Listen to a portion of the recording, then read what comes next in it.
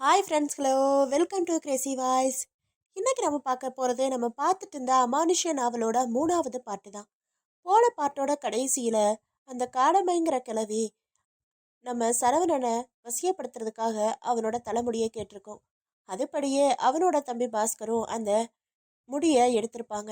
இனி வரப்போகிற இந்த பாட்டில் சரவணன் உடம்புல இருந்த ஆவி வெளியே போச்சா போகலையா, அந்த காடமை அந்த முடியை வச்சு என்னதான் பண்ணுச்சு அப்படிங்கிறத பற்றியெல்லாம் பார்க்கலாம். வாங்க கதைக்குள்ளே போகலாம். நானுங்கள் சோபனா, கதை வாசிப்பவர். பகுதி 21. செய்வனுக்கில்ல தலைமுடி பயன்படும் என்ற கேள்வியோடு விதிர்விதித்த வெட்டியான் முல்லேறி வேம்பன் ஒரு வினாடி குலுங்கி போனான். இதற்குள் கார்த்திகாவும் பாஸ்கரும் வேனையும் காரையும் கிளப்பியிருந்தார்கள். புழுதி படிந்த மயான பாதையின் நுண்ணிய அழுக்கு புழுதிகளை இருவரும் வாரி சுருட்டியபடி தங்கள் வாகனத்தை வளைத்து திருப்பினார்கள். வழி காட்டுபவன் போல் பாஸ்கர் முன்னே செல்ல கார்த்திகா அவனை பின்தொடர்ந்தாள். பெட்ரோல் இண்டிகேட்டர் அவளை பயமுறுத்தியது. ஒரு வழியாக அந்த மயான ராஜ்யத்தின் மௌனாதிக்கத்தை விட்டு நழுவி மற்றவர்களை பார்த்து முடிந்த முல்லேறி வேம்பன் திரும்பவும் தனது ராஜ்யத்தின் அந்த மண்சாலை மேல் நடக்க ஆரம்பித்தான். மறக்காமல் மயான கதவை இழுத்து மூடி பூட்டி இருந்தான். மனத்தில் குழப்பம் பந்தாட்டம் ஆடியது. யார் இவங்க என்ற கேள்வி திரும்ப திரும்ப அலைமோதியது. ஞாபகமாக பிணமெரிக்கும் வன்னிமர கூட்டம் பக்கம் பதுங்கி பதுங்கி சென்றான். சரவணன் என்ன செய்கிறான் என்பதை பார்க்கும் ஆவல் அவனுக்குள் அலைமோதத் தொடங்கியிருந்தது. சரவணன் பிணமேடையில் ஒரு பிணம் போலதான் படுத்திருந்தான். ஆஸ்பெட்டாஸ் கூரை வளைவின் கூம்பிய முனையில் ஒரு புள்ளையின் மேல் பார்வை வெறித்திருந்தது. இப்படியே அதிக நாள் காலம் தள்ள முடியாது என்ற பயம், பயத்தை வென்ற அந்த ஆவி மனிதனின் மனதில் துளிர்விட்டிருந்தது. ஊரை விட்டே ஓடிவிட ஆசையாக இருந்தது. இந்த உடம்பில் நுழைந்தது முதல் இன்னமும் சந்திராவை பார்க்காத ஏக்கம் வேறு அவனுள் மண்டியிட்டு அழுதது. ஒன்றா இரண்டா, எதிரே ஆவேசத்துடன் செய்து முடிக்க வேண்டிய பணிகள் கை கட்டி நின்றன. திரும்பவும் வீட்டுக்கு போய் செலவுக்கு பணம் தர்றதா சொன்னதை செயல்படுத்தியாகணும். புதைச்சி வச்ச பணத்தை பத்திரமா திரும்ப எடுத்து பாதுகாப்பா வச்சுக்கிறணும். சந்திராவை சந்திச்சு நான் தான் ராஜேந்திரன், உருவந்தான் வேற, வா ஓடி போகலாம் வாழலாம்னு கூப்பிடணும். சகலத்துக்கும் மேலா என்னை இந்த கதிக்கு துடிக்க துடிக்க ஆளாக்கி அந்த 4 பேரையும் என்ன போலவே ஆவியாக்கி பார்க்கணும். இன்னைக்கு கண்ணில் பட்ட பத்ராச்சலத்தை கூட கை நழுவி விட்டுட்டேனே. ச சரவணன் மல்லாந்த நிலையில் மருகளோடு சை என்று சொன்னது போது உள்ளேறி வேம்பன் அவனுக்கு மிக சமீபமாக போய் சேர்ந்திருந்தான். சங்கிலி குருமனின் ஜீவ வலயம் அவனுக்கு தைரியத்தை தந்து கொண்டிருந்தது. மல்லாந்த நிலையில் படுத்திருக்கும் சரவணனை சற்று ஊன்றி பார்த்தான். அவனை அழைத்து அன்பாக பேசி பார்க்கலாமா என்று தோன்றியது. பயம் மென்னியே திருகியது. இறுதியில் ஒரு வழியாக துணிந்தான். தம்பி அழைத்தான். குரல் கேட்டு துணுக்குற்று எழுந்தான் சரவணன். முல்லேறி வேம்பனை வெறித்து போகும் அளவு விரித்த வெளிகளோடு நோக்கினான். யார் தம்பி நீ? இங்கே என்ன பண்ற? கனிவாக கேட்டான் வேம்பன். சரவணனிடம் பதிலில்லை. நான் இந்த மயானத்தை வெட்டியான். மோசமான மயானம் இது. ரவுடி பசங்க பகல் போதுல கூட இந்த பக்கம் சீட்டாட்டம் சூதாட்டம்னு எதுக்கும் வர பயப்படுவாங்க. இந்த இடத்துல நீ என்ன ராசா பண்ற? இடைவிடாத பணிவோடு வேம்பன் பேசினதால் சரவணனால் அவன் பால் கோபம் கொள்ள இயலவில்லை. ஆனாலும் வாயை திறக்காமல் இருந்தான். யாரோ 2 பேர் வந்தாங்க, நீ அதுல ஒருத்தன் கூட மோதுன. அவன் உன் தலைமுடி கிடைச்ச சந்தோஷத்துல விட்டா போதும்னு திரும்பி ஓடுறான். பார்க்கறதுக்கு பணக்காரங்க மாதிரி தெரியுது. அவன் வேன்ல போறான். அந்த பொண்ணும் அழகான கார்ல அவனை தொடர்ந்து போகுது. தலைமுடியெல்லாம் செய்வன செய்யறதுக்கு தான் பயன்படும். உன் தலைமுடி அவங்களுக்கு எதுக்கு? அவங்க உன் எதிரிங்களா? தன் பேச்சில் முக்கியமான நிஜத்தை முல்லேறி வேம்பன் சரவணன் எதிரே கக்கவும் சரவணனுக்கு தூக்கி வாரி போட்டது. தனது தலைமுடியோடு போறாங்களா அவங்க? அவங்க வந்ததே அதுக்குத்தானோ? ஐயோ, இப்ப என்ன செய்யறது? பதைப்போடு அங்கிருந்து ஓடத் தொடங்கினான். ஓடியவன் மயான கதவருகில் சென்று வெளியே தான் நிறுத்திய காரை பார்த்தான். காணவில்லை. உடனேயே கைகளை குத்தி பிசைந்து கொண்டான். உடம்பு கோபத்திலும் பயத்திலும் திமிரியது. கண்கள் இரத்த சிவப்படைந்தன. பக்கத்து மரத்தின் மேல் ஆவேசமாக போய் மோதினான். அது ஒரு யானை மோதியது போல் உணங்கி குலுங்கியது. சமாதி மேடுகளை கால்களால் உதைத்து அந்த திட்டுக்களை பொடி பொடியாய் ஆக்கினான். தனக்கு ஏதோ ஒரு விபரீதம் நடக்கப் போகிறது என்ற கலவரத்தில் இஷ்டம் போல் நடக்க ஆரம்பித்தவனை எப்படி தடுப்பதென்று புரியாமல் முல்லேறி வேம்பன் விழிக்கவும் தெய்வம் போல் வந்தான் சங்கிலி குறும்பன். கம்பி கதவுக்கு அப்பாலே தனது குடுகுடுப்பை சகிதம் வந்து நின்றவன் ஒரு முறை குடுகுடுப்பையை அசைத்து ஒழித்துவிட்டு கதவின் மேல் தோலை அழுத்தும் துணி மூட்டையோடு ஏறினான். மயானத்துக்குள் பொத்தென்று குதித்து நிமிர்ந்தவனுக்கு உள்ளிருந்து போடும் சரவணனின் அரவக்குரல் சிலிர்ப்பை உண்டு பண்ணியது. முதல் காரியமாக துணிப்பையுக்குள் கையை விட்டவன் எலும்பு துண்டம் ஒன்றை சட்டென்று கையில் எடுத்தபடி அதை இறுக இறுக பிடித்து கொண்டான். கபால மோட்சமடைந்த அபூர்வமான மந்திரவாதி சித்தர்களின் வளங்கரத்து எலும்பு துண்டு அது. எலும்பு துண்டுடன் எட்டி எட்டி நடந்தவனை ஒரு மரத்தின் பின்னால் நிற்கும் முல்லேறி வேம்பன் பார்த்துவிட்டு அவன் அருகே ஓடி வந்தான். குறும்பா, இங்க என்னென்னவோ நடக்குது. பேய் பிடிச்சவன் மாதிரி இவன் மயானத்தையே உழுக்குறான்ப்பா. யாரோ 2 பேர் கார்ல வந்து இறங்குனாங்க. உன்ன மாதிரி கம்பி கதவை ஏறி குதிச்சு வந்து இவன்கிட்ட நின்னா ஒருத்தன். அப்புறமா 2 பேரும் மோதிக்கிட்டாங்க. அவன் இவன்கிட்ட உதவாங்க சக்தி இல்லாம ஓடிட்டான். அவன் ஓடும்போது இவன் தலைமுடியில சில முடிகளை கையில வச்சிருந்தான். அதை நான் இவன்கிட்ட சொன்னேன். அதை காதல கேட்டிருந்திருந்து பையன் இப்படி சாமியாட ஆரம்பிச்சுட்டா. வேம்பனின் புலம்பலுக்கு ஈடுகொடுத்து நின்ற சங்கிலி குறும்பன் சட்டென்று ஒரு முடிவுக்கு வந்தவனாய் தனது கை எலும்பால் தரையில் ஒரு வட்டம் போட்டான். அந்த வட்டத்துக்குள் போய் நின்றவன் வேம்பனையும் தன் அருகில் அழைத்தான். உடனேயே அந்த வட்டத்தில் மண்டியிட்டு அமர்ந்தவன் தனது துணி பையுக்குள்ளிருந்து கபாலம் ஒன்றை எடுத்து தன் எதிரே வைத்தான். அதன் தலையில் தனது ஆட்காட்டி விரலை வைத்து ஓங்கலாய் ஏதோ முணுமுணுத்தவன் சட்டென்று அண்ணாந்து யாரையோ பார்த்துவிட்ட பாவனையில் போய் அவனை இழுத்துட்டு வா என்று குரல் மட்டும் கொடுத்தான். பகுதி 22.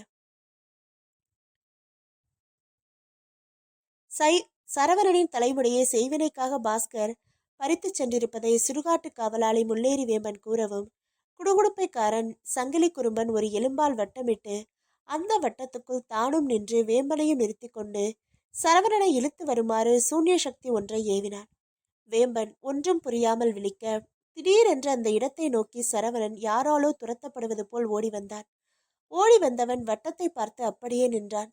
மார்பு பெருமூச்சில் ஏறி இறங்க கண்கள் இமைக்காமல் வெறிக்க அந்த வட்டத்தை சுற்றி சுற்றி வந்தான் சரவணன். வாயிலிருந்து எச்சில் காட்டுத்தனமாய் ஒழுகியது. நாக்கு ஒரு எல்லை இல்லாமல் நீளும் போல் தோன்றியது. கைகள் பரபரத்தன. கூண்டு புலி கூண்டுக்கு வெளியே சுவை மிகுத்த இரையை பார்த்துவிட்டு உருமலோடு கூண்டை சுற்றி சுற்றி வரும் வேகம் அவன் கால்களிலும் தெரிந்தது. கபாலத்தின் மேல் கை வைத்து அமர்ந்திருக்கும் சங்கிலி குறும்பன் சட்டென்று கபாலத்தின் மேல் ஆட்காட்டி விரலுக்கு பக்கமாக மோதிர விரலையும் சேர்த்து நீட்டி வைத்தான். உதட்டில் பெரியதாய் எதையோ முணுமுணுத்தவன், நீ யாருன்னு எனக்கு தெரியும். ஒழுங்கா வந்து என் முன்னால உட்கார போறியா இல்லையா? அதட்டினான். சரவணன் மகுடிக்கு கட்டுப்பட்ட நாகம் போல அவன் எதிரே வந்து உட்கார்ந்தான். யார் நீ? எதையும் என்கிட்ட மறைக்கக்கூடாது. நான் உனக்கு உதவிதான் செய்வேன், உபத்திரவம் செய்ய மாட்டேன் என்று கேட்டான். நான் ராஜேந்திரன். ஒரு வரியில் பதில் வந்தது சரவணனிடம். விவரமா சொல்லு. நான் செத்து இன்னையோட 18 நாளாகுது. அடுத்த பதில் அவனிடமிருந்து வந்தது. பக்கமாய் அமர்ந்திருந்த வெட்டியான் முல்லேறி வேம்பனுக்கு அந்த பதில் அவதானம் ஊட்டியது. உயிரோடு பதில் சொல்பவன் எப்படி சாக முடியும்? கேள்விக்குள் அமர்ந்து போனவனை சங்கிலி குறும்பன் ஒரு தினுசாக பார்த்துவிட்டு தொடர்ந்து கேட்டான். இந்த உடம்புக்கு சொந்தக்காரன் ஒரு அஷ்டம ஜனேத்திரியன். இவ மாதிரி நபர்களை மாதிரி இறந்த ஆத்மாக்கள் பார்க்கறதே அபூர்வமாச்சே. இவனை எங்க எப்படி பிடிச்ச? நானா தேடி போகல. என்னை கொண்டு புதைச்ச இடத்துல இவன் தானா வந்து வீடு கட்டினான். அதுலேயும் குறிப்பா என்னை புதைச்ச இடத்துக்கு நேர் மேல பூஜை அறையை கட்ட பார்த்தான். அப்படி அந்த பூஜை அறையை இவன் கட்டிட்டா நான் நித்தியமா எழுந்து யாரையும் பிடிக்க முடியாதே. அதனாலதான் இவனை பிடிச்சேன். ஏன் பிடிச்ச? என்னை ஏன் கொன்னாங்க அந்த ரவுடிங்க? புரியும்படி சொல்லு. 10 லட்சம் ரூபாய் பணத்தோட வந்த என்ன 4 ரவுடிங்க வழிமறைச்சாங்க. வாழ்க்கையில எப்படியோ முன்னுக்கு வந்துட்டோம்னு நினைச்சுக்கிட்டு இருந்த என் நினைப்புல அப்படியே மண்ணள்ளி போட்டுட்டாங்க.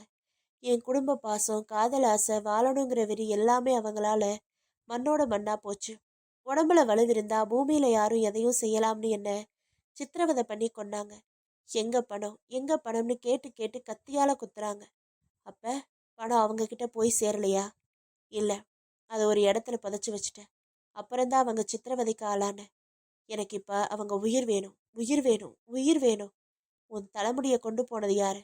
இந்த உடம்புக்கு சொந்தக்காரனான சரவணனோட தம்பி. என் ஆதிக்கத்துல இருந்த இந்த உடம்புக்கு சொந்தமான சரவணனை மீட்க அவங்க எதையும் செய்வாங்க. அவங்களுக்கு பயந்துதான் நான் இந்த மயானத்துக்கு வந்தேன். வெளி உலகத்துல என்னால சகஜமா நடமாட முடியல. மணி சத்தம் என் காதையே கிழிக்குது.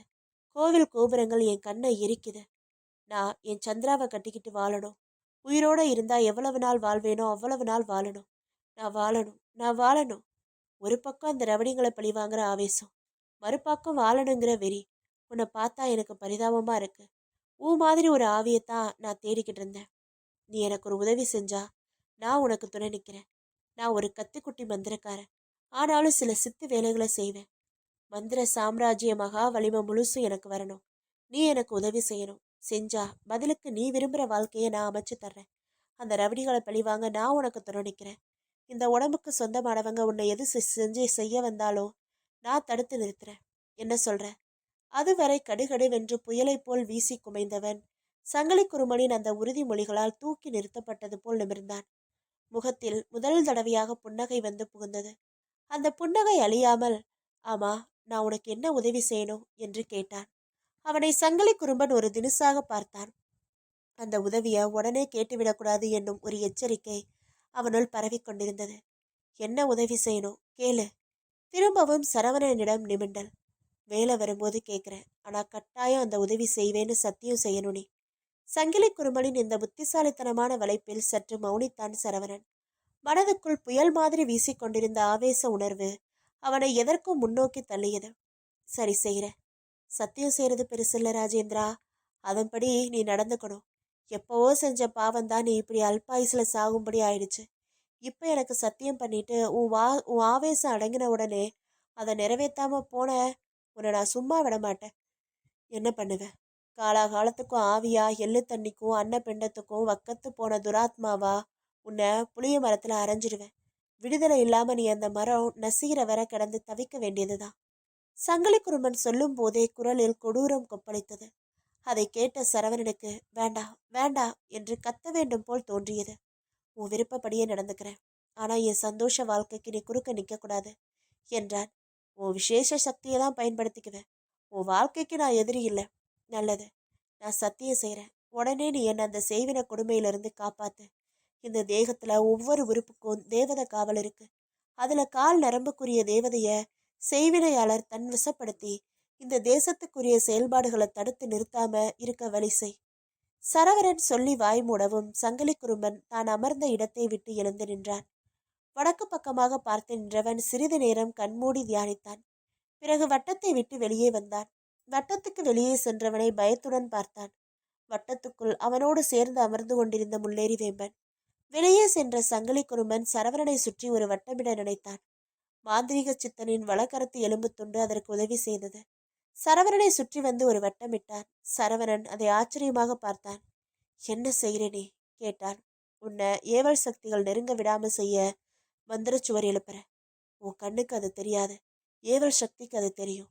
எந்த காரணத்தை முன்னிட்டும் நீ இந்த வட்டத்துக்கு வெளியே வராத. வந்தா செய்வினைக்கு பலியாவ. நீ பிடிச்சிருக்கிற இந்த அஷ்டம ஜனேத்திரிய தேகம் செய்வின சூழ்ச்சிக்கு இலக்காகி சுருண்டிடும். அப்புறம் உன்னால இயங்க முடியாது.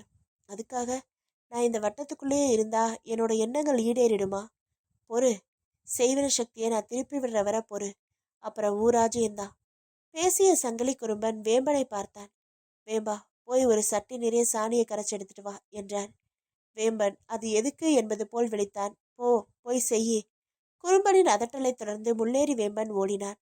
திரும்பி வரும்போது சாணியை கரைத்து வைத்து எடுத்து வந்த சட்டி இருந்தது. அந்த சட்டியை சரவரன் வட்டமிட்டு நிறுத்திய வட்டத்தின் முன்னால் வைத்தான். ராஜேந்திரா, இந்த சட்டியில இருக்க சாணி தண்ணீர் நீயும் நானும் பார்த்துக்கிட்டு இருக்கும் போதே ரத்தமா மாறும். அப்படி மாறினா அப்புறம் நீ வட்டத்தை விட்டு வெளியே வரலாம். குறும்பா, நீ என்ன சொல்ற? ரத்தமாவா? அது எப்படி சாத்தியம்? ஏவி விடப்பட்ட துஷ்டவின வெறுமனே திரும்பினா ஏவினவங்களுக்கு ஆபத்து. இல்லைனா அது உன்னையோ என்னையோ கூட தாக்கக்கூடும். பசுவோட சாணம் மனித சரீரத்துக்கு ஒப்பானது. அதனாலதான் சாணத்தை பிடிச்சு வச்சு கூட பிள்ளையார்னு சொல்லி வழிபடுறோம். இந்த சாணத்திலையும் உயிர் இயக்கவே தேவசக்திகள் உண்டு. வர்ற வின சாணத்துல புகுந்து அந்த தேவசக்தியை அணுக்களை ரத்தமாக்கி திருப்பிடும். சங்கிலி குருமனின் விளக்கம் பாதி புரிந்தும் பாதி புரியாதது போலவும் இருந்தது. முல்லேறி வேம்பன் அந்த சாணி பாத்திரத்தையே பார்த்த அதே சமயம் கிரீச்சிட்ட நின்ற வேனிலிருந்து இறங்கி காடம்பையின் குடிசைக்குள் நுழைந்தான் பாஸ்கர். பின் தொடர்ந்து ஓடினாள் கார்த்திகா. உள்ளே சோகமயமாய் அமர்ந்திருந்த அத்தனை பேரும் பாஸ்கரை ஆர்வமாக பார்க்க பாஸ்கர் பார்வையோ காடம்பையை தேடியது. டே பாஸ்கர், சரவணன் கிடைச்சானா? அண்ணன், அவன் சுடுகாட்டுல இருந்தானா? போன காரியம் என்னாச்சு? ஆளுக்கு விசாரிக்க அவர்களுக்கு கார்த்திகா பதில் சொல்ல வாயெடுத்தாள். எப்படியோ உயிரையே படைய வச்சு பாஸ்கர் சரவணனை தான் தலைமுடி எடுத்துக்கிட்டு வந்துட்டான். இனி அந்த பாட்டி கையில தான் எல்லாம் இருக்கு. பதில் சொல்லிவிட்டு அவளும் காடமையை தேடினாள். காடமை தியானத்தில் இருந்தாள். இருவரும் வந்துவிட்டது அறிந்து கண் திறந்தால் முதல் காரியமாக பாஸ்கரை பார்த்தால் அவன் சட்டை பையில் பொதித்து வைத்திருந்த தலைமுடிகள் சிலவற்றை வெளியே எடுத்து காடம்மை எதிரே நீட்டினான். காடம்மை அதை இதழ்கடையில் புன்னகை நிலைய பார்த்தாள். அவனது பாசத்துடிப்பு செய்த சாதனையாகவே அவளுக்கு அது பட்டது. தனது தியாக கட்டத்தின் முன் தயாராக அரிசி மாவில் ஒரு கோலம் போடப்பட்டிருந்தது. வித்தியாசமான கோலம். எங்கே புள்ளி வைத்து எப்படி ஆரம்பித்து போடப்பட்டது என்பதே புரியாத கோலம். ஆனால் ஒரு ஒழுங்கும் அர்த்தமும் அதில் இருப்பது போல் தெரிந்தது. அந்த கோலத்தின் மையத்தில் மஞ்சளும் குங்குமமும் இறைந்து கிடந்தன. அதன் மேல் அந்த முடிக்கற்றையை வாங்கி காடம்மை வைத்தார். எல்லோரும் அந்த கோலத்தையே உற்று பார்த்தனர். காடம்மை தனது செயலை துவங்கும் முன் கார்த்திகாவை உற்று பார்த்தாள். பின் பாஸ்கரின் தங்கையையும் பார்த்தாள். இருவரும் விழித்தார்கள். கண்ணி கழியாத இவங்க 2 பேரும் இங்க இருக்கக்கூடாது. இவங்களை கொஞ்சம் வெளியே போக சொல்லுங்க என்றார். பாஸ்கரின் அப்பாவை பார்த்து அவர்கள் இருவரையும் பார்த்தார். கார்த்திகா முகம் அதிகம் வாடி போயிருந்தது. பாட்டி, நான் பார்த்தா என்ன ஆயிடும்? எதிர்கேள்வி கேட்டாள். வாதிக்க நேரம் இல்லை தாயி, நீ தயவு செஞ்சு கிளம்பு. உன் நல்லதுக்கு தான் சொல்றேன். முடியாது, நானும் இருப்பேன். இங்க நீ என்ன செய்யறேன்னு நான் பார்த்தாகணும். எல்லாமே அதிசயமா இருக்கு. இது அதிசயம் இல்லை, மறைஞ்சு கிடக்கிற ஒரு சாதாரண விஷயம். நீ தர்க்கம் பண்ணாம இடத்த காலி பண்ணு. பாஸ்கர் கோபமாக குறுக்கே நுழைந்தான். கார்த்தி ப்ளீஸ், கொஞ்சம் வெளியே தான் போயேன். அவனது அதட்டலான குரலை தொடர்ந்து அவன் தங்கையும் அவளும் வெளியேறினர். உடனேயே அந்த குடிசையின் தட்டி கதவை இழுத்து மூடினாள் காடம்மை. திரும்பவும் கோலத்தின் எதிரே சென்று அமர்ந்தாள். கண்களை இடுக்கிக் கொண்டு அந்த கோலத்தை உற்று பார்த்தாள். வெளியே ஆர்வம் தாழாமல் அலைமோதிய கார்த்திகா குடிசையின் கீற்றுத்துவாரம் வழியாக உள்ளே நடப்பதை கவனிக்க பார்வையை விடத் தொடங்கினாள். அப்படி பார்த்தவள் முகம் அப்படியே பேய் அறைபட்டது போல் ஆனது. பகுதி 23. ஓலைத்துவாரம் வழியாக குடிசைக்குள் நடப்பதை பார்க்க தொடங்கிய கார்த்திகா முகம் ஒரு தினுசாக மாறுவதை பாஸ்கரின் தங்கை பார்த்துவிட்டு அவளும் துவாரம் வழியாக பார்க்க ஆரம்பித்தாள்.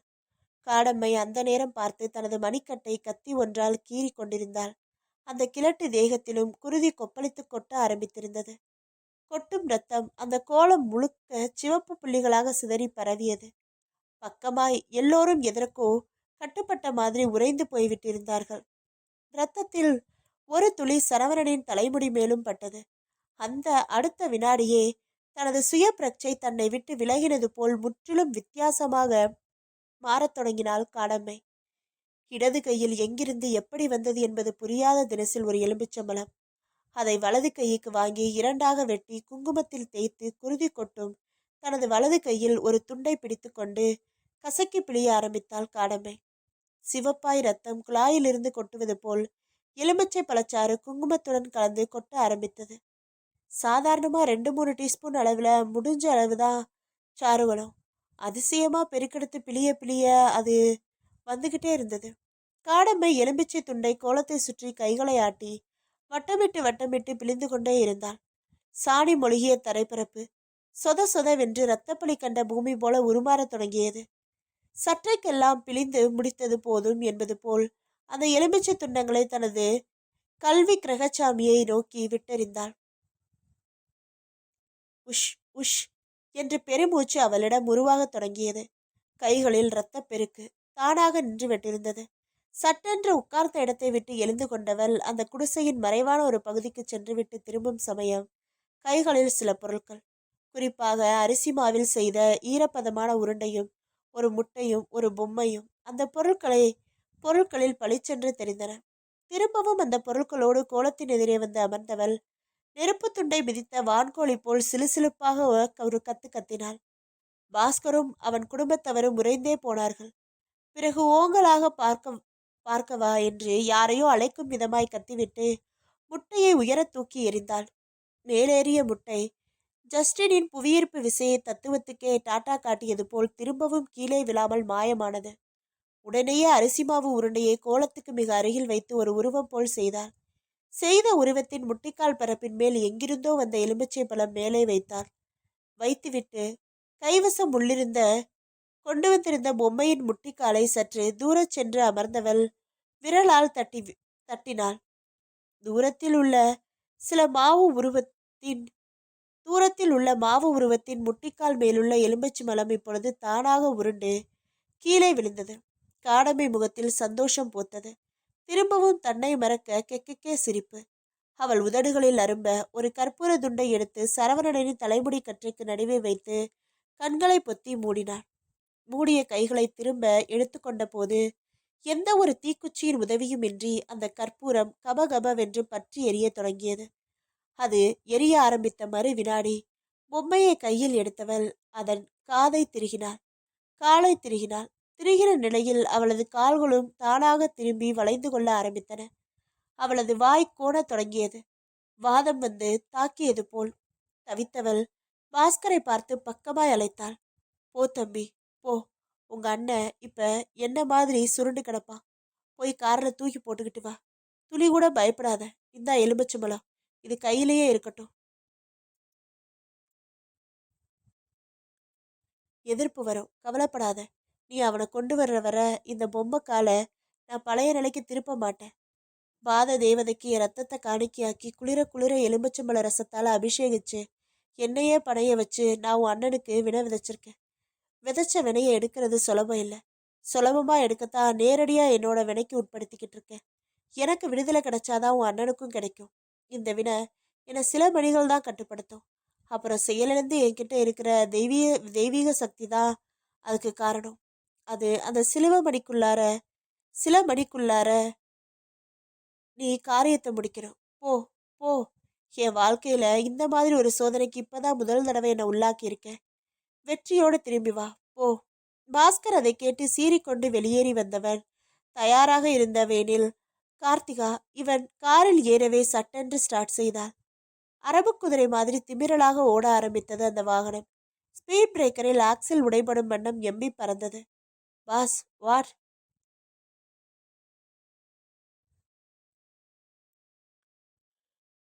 பாஸ், பாட்டி செய்கிறதையும் சொல்கிறதையும் பார்த்துக்கிட்டு தான் இருந்தேன்.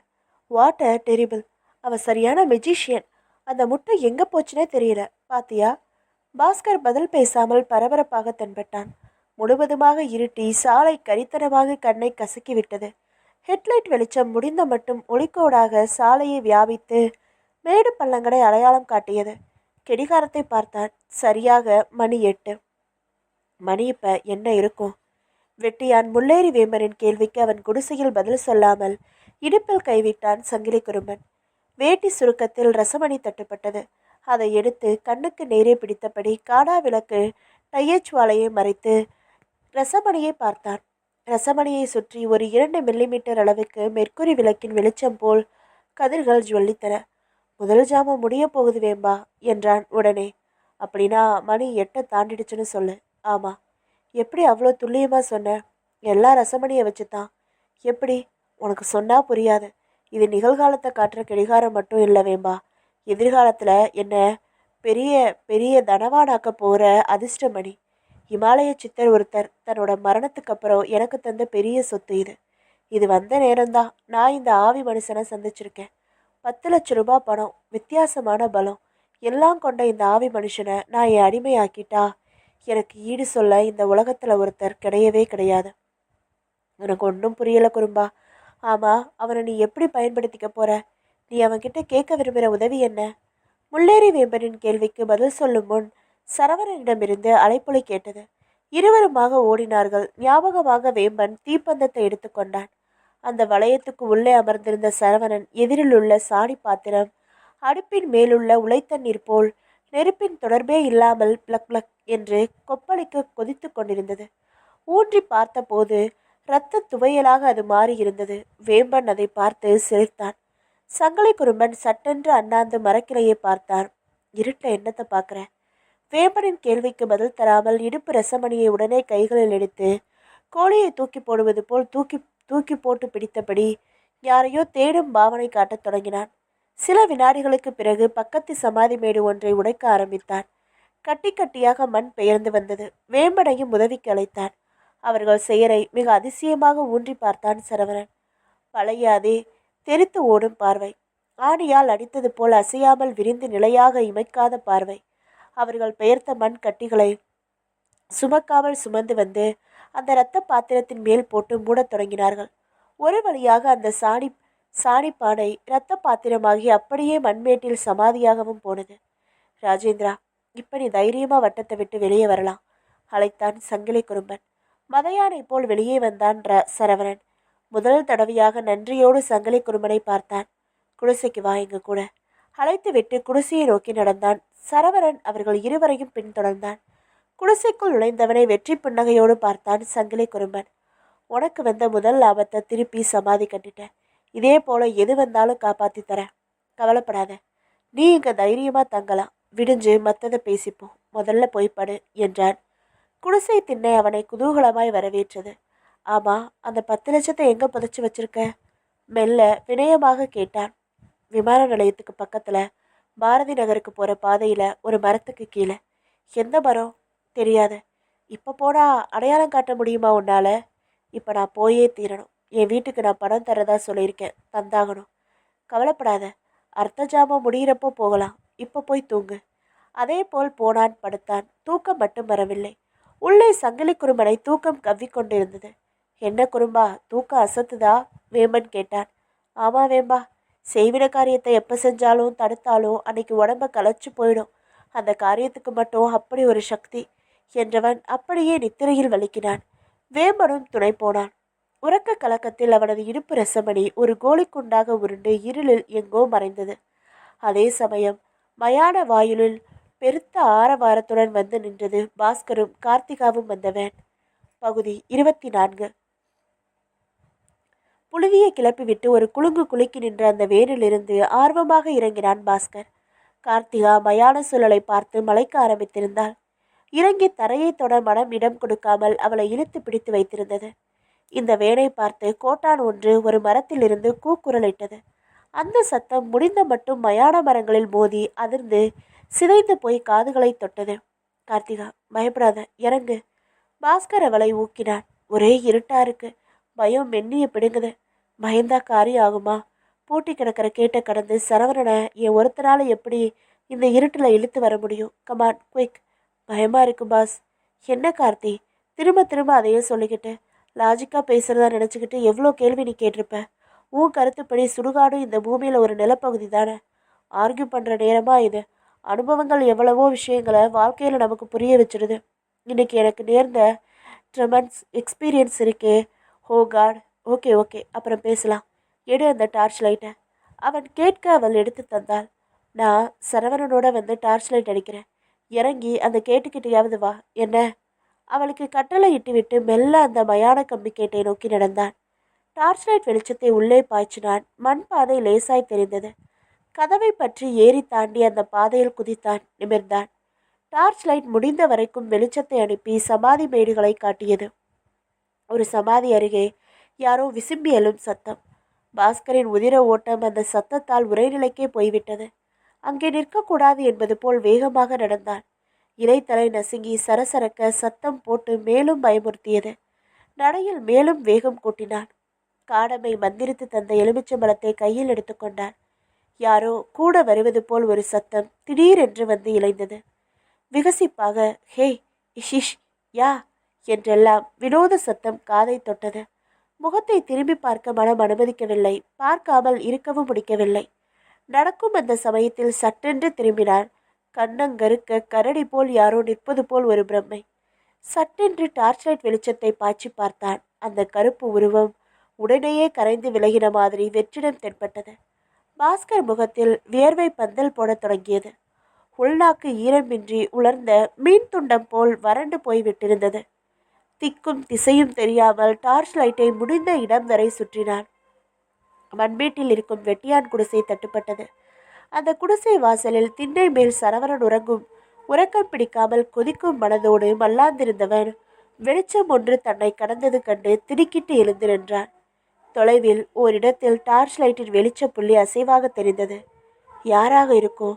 மனப்பதற்றத்தோடு குடிசையை விட்டு வெளியே வந்தவன் அந்த வெளிச்ச புள்ளியை நோக்கி கம்பீரமாக நடக்க ஆரம்பித்தான். இதே சமயம் பாஸ்கர் டார்ச்சை யதார்த்தமாய் நடந்து வரும் சரவணன் மேல் பாய்ச்சவும் அவன் முகம் இறுகியது. இது என்ன? கை கால்கள் விளங்காம சுருண்டு கிடப்பான்னு எதிர்பார்த்து வந்தா இப்படி ஒரு பொழுதும் இல்லாம யானை போல நடை போட்டு வர்றானே இவன். இது என்ன செய்யறதுடா? பாஸ்கர் செய்வதறியாது பதறி போய் சட்டென்று டார்ச்சை அடைத்துவிட்டு பக்கமாய் ஓட ஆரம்பித்தான். ஒரு சமாதி அநியாயத்திற்கு இடறியது. தடுமாறி கீழே விழுந்தவனை ஒரு சிதைந்த பாடை தாங்கிக் கொண்டது. சுற்றிலும் கும்பிருட்டு. நடந்து வரும் சரவணன் பாஸ்கரின் இந்த செயலால் ஒரு வினாடி கொதித்து போனார். எங்க அவ என்று இருட்டில் வெளியே விரட்டினார். வேகத்தில் கால்களை கரடுமுரடான நிலப்பரப்பு இடறி இடறி விட்டது. பாஸ்கருக்குள் உயிர் பந்து எம்பி எழ ஆரம்பித்தது. தெய்வமே, வகையா வந்து மாட்டிக்கிட்டனே. காடமையோட மேல காடமையின் மேல நம்பிக்கை வச்சு வந்தது இப்படியா பொய்த்து போகும். பாடமேல் சயனித்த நிலையில் புலம்பி அழுதது மனம்.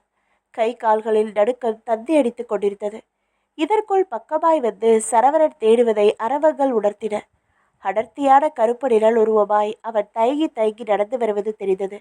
அப்படி நடந்தவன் மிகச் சரியாக ஒரு கட்டத்தில் அவனை சங்கிலி குருமன் வட்டமிட்டு அமர்த்திய இடத்துக்கு வந்து நின்றான். அந்த வட்டத்துக்கு முன்னாலே சாணி பாத்திரம் ஏவி விட்ட வினையின் தாக்குதலாய் திசை திரும்பி அந்த பாத்திரத்தையே இரத்த களரியாக்கி பின்னர் சமாதியாகவும் மண் திட்டுகளால் மூடியிருந்தது. அந்த மண் திட்டின் மேல் ஏறி நின்றது சரவணனின் கால்கள். சரிந்தது மண்பேடு. சரக்கென்று காலின் ஒரு பகுதி மண்ணுக்குள் பாரம் தாங்காது உள்ளிறங்கி இரத்த பாத்திரத்தின் குழம்பை தொட்டு நின்றது. ஈரமாய் அது காலை தாக்கிய சிலுசிலுப்பில் உதறலோடு காலை வெளியே இழுத்தான். திடீரென்று அது மரத்து போனது போல் ஒரு உணர்வு. கையும் கூட சுண்டி இழுத்தது. அப்படியே கத்தக்கூட சக்தியற்று அந்த மேட்டின் மேல் விழுந்தான் சரவணன். மண் மூடி புதைப்பட்டு போய் சக்தி இழக்கும் நிலைக்கு போய்விட்டவனை திரும்ப சக்தி பெற்ற மாதிரி சரவணனை தொட்டு ஆக்கிரமித்து அப்படியே அவனை சுருட்டியும் போட்டுவிட்டது. திடீரென்று அவனிடமிருந்து சத்தமில்லாமல் போகவும் பாஸ்கர் எழுந்து அமர்ந்த நிலையில் சுற்றி சுற்றி பார்த்தால் கரிக்கும் இருட்டில் அவனை எங்கும் காணோம். மெல்ல எழுந்து நின்றான். இப்பொழுது காலை நெருடியது ஒரு மூங்கில் கம்பு. அது தன்னை எடுத்துக்கொள்ள அவனை தூண்டியது. அதை கையில் எடுத்துக்கொண்டவன் சரவணன் தன்னை நெருங்கிவிட்டால் இந்த மூங்கில் கம்பினாலேயே ஒரு போடு போட்டு விடுவது என்ற உணர்வோடு துணிந்து டார்ச் லைட்டை ஆன் செய்தான். வெளிச்சம் பாய்ந்த இடத்தில் புழு போல் சுருண்ட நிலையில் சரவணன். பாஸ்கருக்கு ஒரு வினாடி ஒன்றும் புரியவில்லை. கொஞ்சம் முன்னாடி கம்பீரமா நடந்தவன் இப்ப மட்டும் எப்படி கேள்வியோடு அவனை நோக்கி மெல்ல காலெடுத்தான். நடிக்கிறானா? எச்சரிக்கையோடு கிட்டே போய் நின்றவனை அசாத்தியமாய் பார்த்து கொண்டிருந்தது சரவணனின் கண்கள். ஆனால் உடம்பில் அசைவில்லை. காடமையின் கையும் காலும் கோணிக்கொண்ட மாதிரி வளைந்து ரப்பர் போல கிடந்தது தேகம். சரவணா, சரவணா, மெல்ல குரல் எடுத்தான். அவன் உடம்பில் எதிர்ப்பான அசைவு ஒரு பொட்டு மெல்லை. மெல்ல குனிந்து தொட்டான். சிலிர்க்க மட்டும் செய்தான் சரவணன். ஆனால் அதில் கூட சக்தியற்ற தன்மை. வினாடியும் பாஸ்கர் வீணாக்காமல் உடனேயே அவனை வாரி தோள்மேல் போட்டுக்கொண்டான்.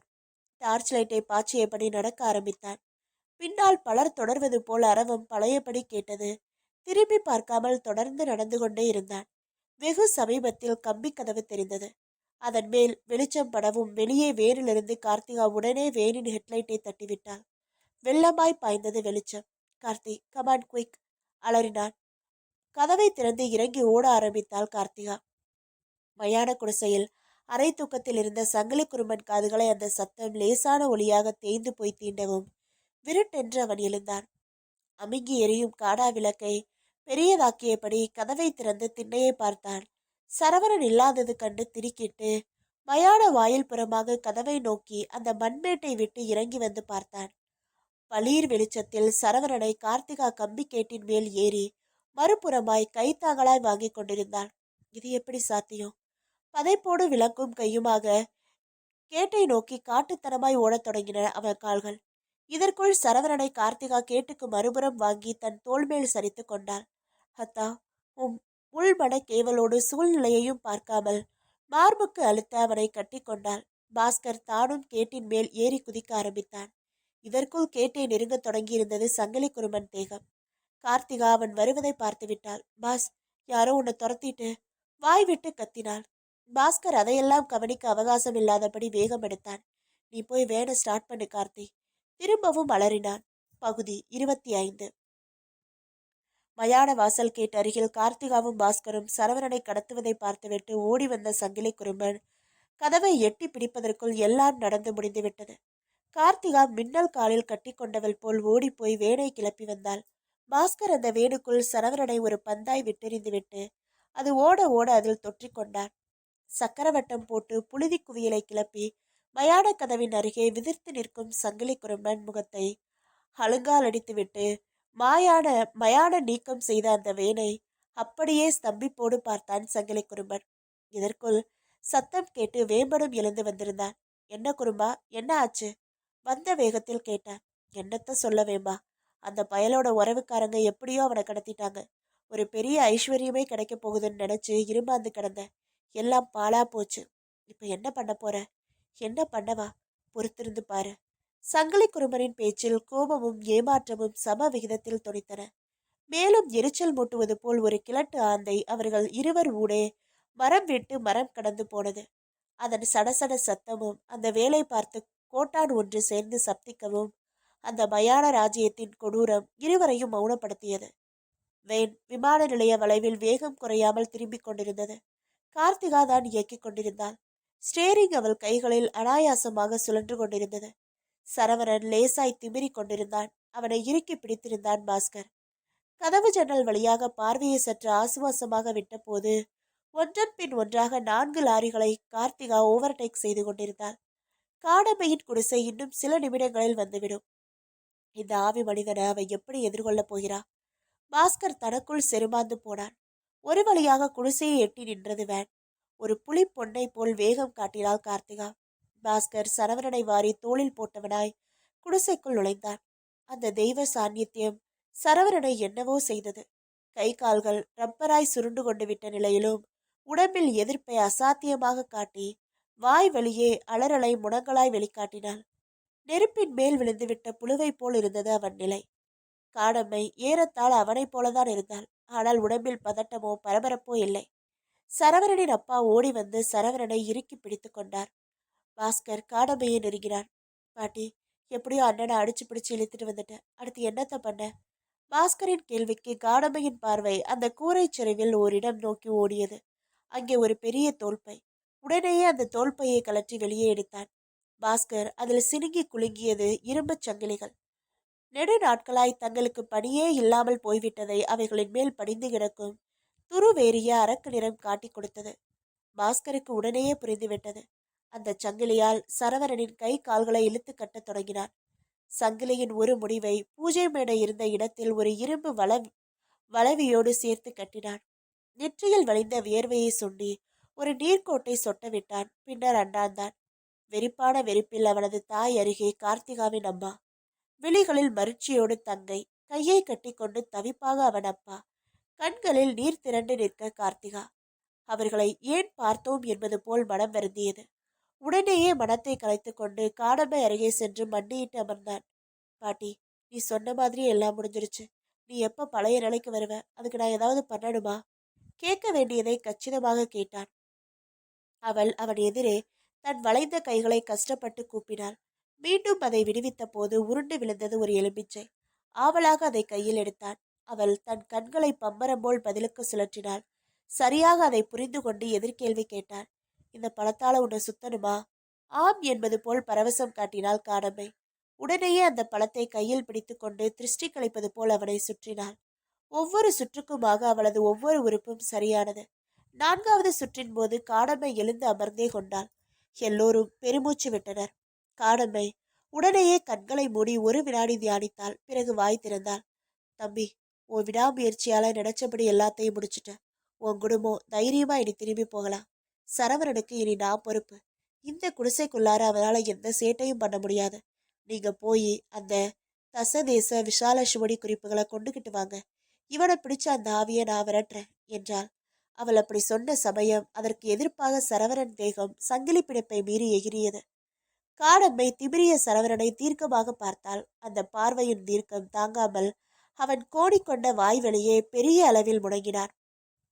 கார்த்திகா அதை பார்த்து விசும்பியபடியே தனது தாயை தேடி போய் கட்டிக்கொள்ள ஆறுதலாக வருடி கொடுத்தது அவளது கரங்கள். கர்ண கொடூரமாக தென்பட்டார் மலையப்பன். எதிரே தாமஸ் கூடி குறுகி போய் நின்றிருந்தான். 24 மணி நேரத்துல அவனோட இங்க வரணும்னு சொல்லியிருந்தேன். ஆள் எங்க இருக்கானே தெரியலேன்னு வந்து நிக்கிற. காத்துல கரைஞ்சு மறைஞ்சிட்டானா அந்த அதிசய மனுஷன்? ஒருவேளை அவன் கற்பூர ஜென்மமோ? படு கிண்டலாக தாமஸை பார்த்து அவர் கேட்ட கேள்விக்கு தாமஸிடம் பதிலில்லை. இந்த மாதிரி தலகுடிஞ்சு வந்து நின்னவன் என் வீட்டை விட்டு ஒழுங்கா திரும்பினதே கிடையாது. தெரியும் தானே உனக்கு? கேள்வியோடு கத்தி ஒன்றை கையில் எடுத்தார் மலையப்பன். பகுதி 26. வளையப்பனின் கைகளில் மின்னிய அந்த கத்தி தாமஸை பார்த்து மிரட்டலாக ஜொலித்தது.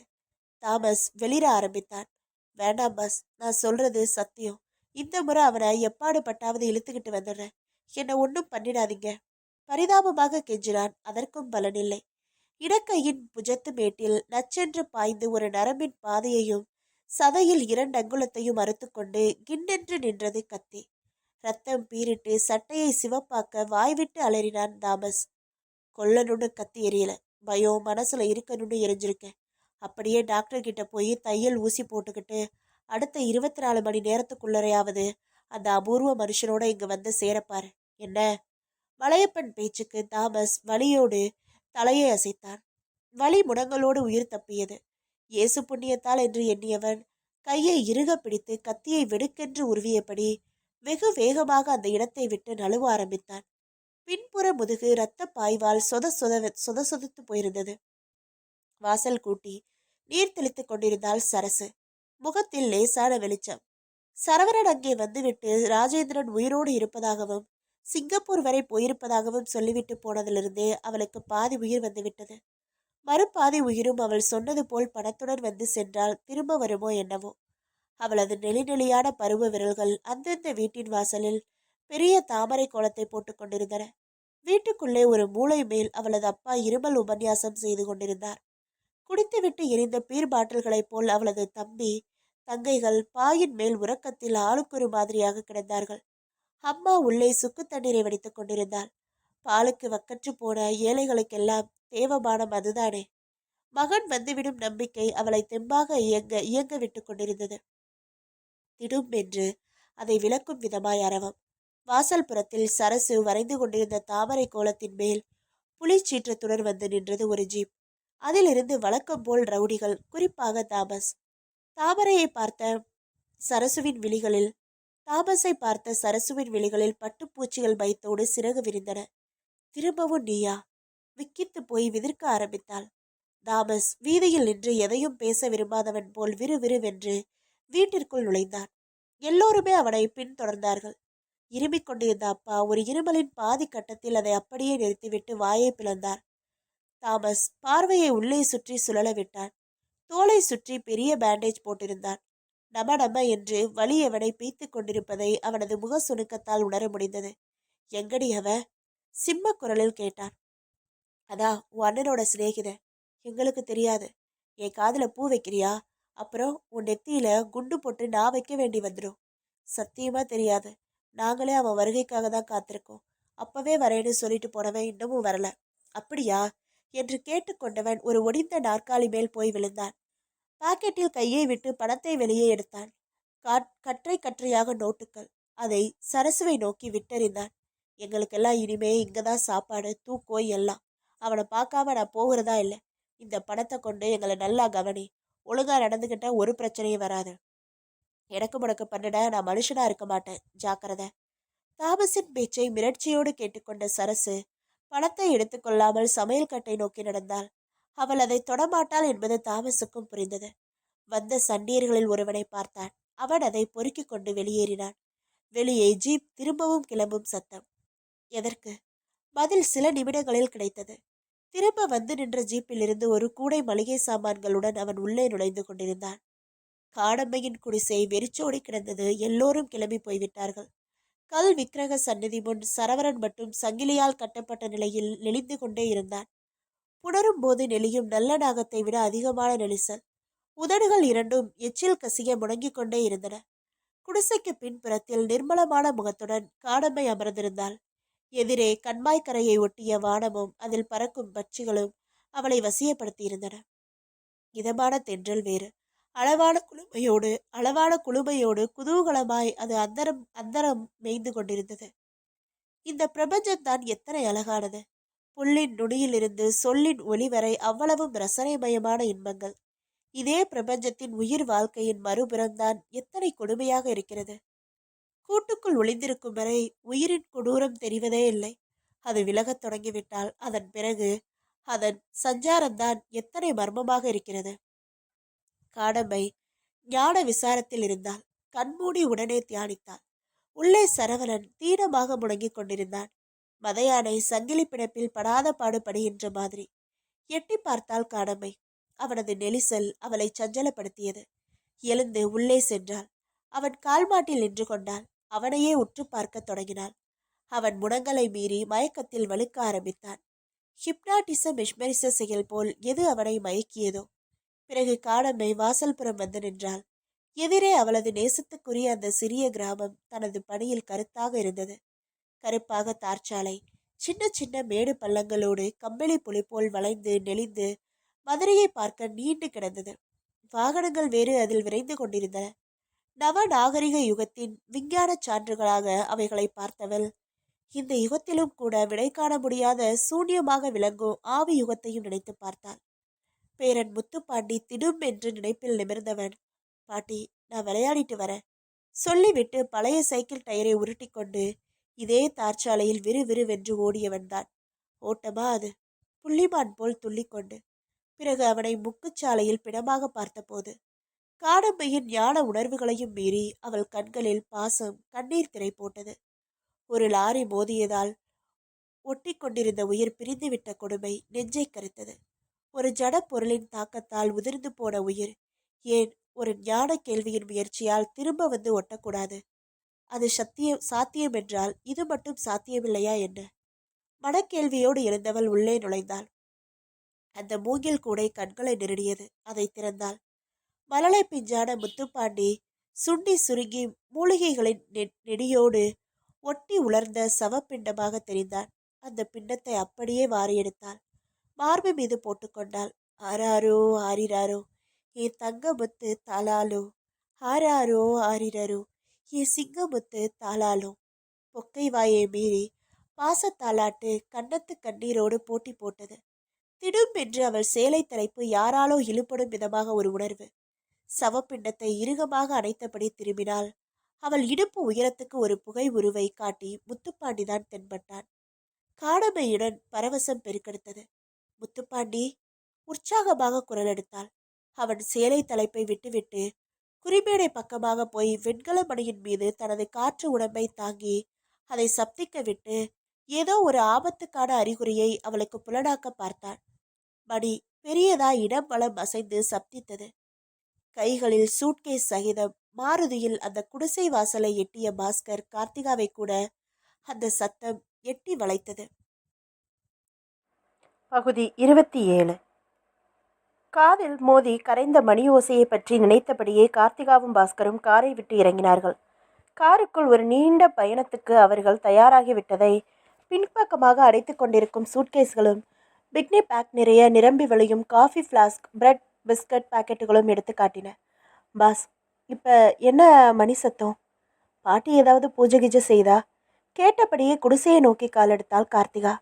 யாருக்கு தெரியும், போய் பார்ப்போம் வா என்றபடி பாஸ்கர். இருவரும் பேசியபடியே குடிசைக்குள் நுழைய கார்த்திகாவின் பார்வை முதலாக சரவணன் மேல் போய் கவிழ்ந்தது. சாதாரணமாக முன்பு எங்கோ அவனை பார்த்தாலும் காதல் வெளிய அவள் பார்ப்பதும் அதை அவன் புன்முறுவலுடன் அங்கீகரித்து கண்டிப்பதும் சகஜமாயிருந்த நிலையில் இப்பொழுது அதற்கெல்லாம் பலியற்று போய் சங்கிலிகளின் கட்டுப்பாட்டில் ஒரு பைத்தியக்காரனைப் போல் படுத்து கிடக்கும் சரவணன் அவள் மனதில் துயர ஆணிகளை சொருகினான். என்ன ஒரு கம்பீரமான இவன்! நீல நிற உடுப்பில் டக் செய்த ஸ்டைலில் பவர் ஷூ சப்திக்க நடந்து வரும் தோரணையே இயந்திர சந்திரகாசமாக இருக்குமே.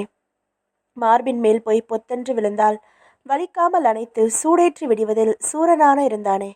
இன்னைக்கு எல்லாம் எங்கே போயிட்ட நிலையில் பேய்க்கு ஆட்பட்டு இப்படி நிறமாறி உருமாறி நினைவுகளில் சோகம் அலையடிக்க அப்படியே கார்த்திகா ஸ்தம்பிக்க பாஸ்கர் காடம்மையை பார்த்து ஸ்தம்பித்திருந்தான்.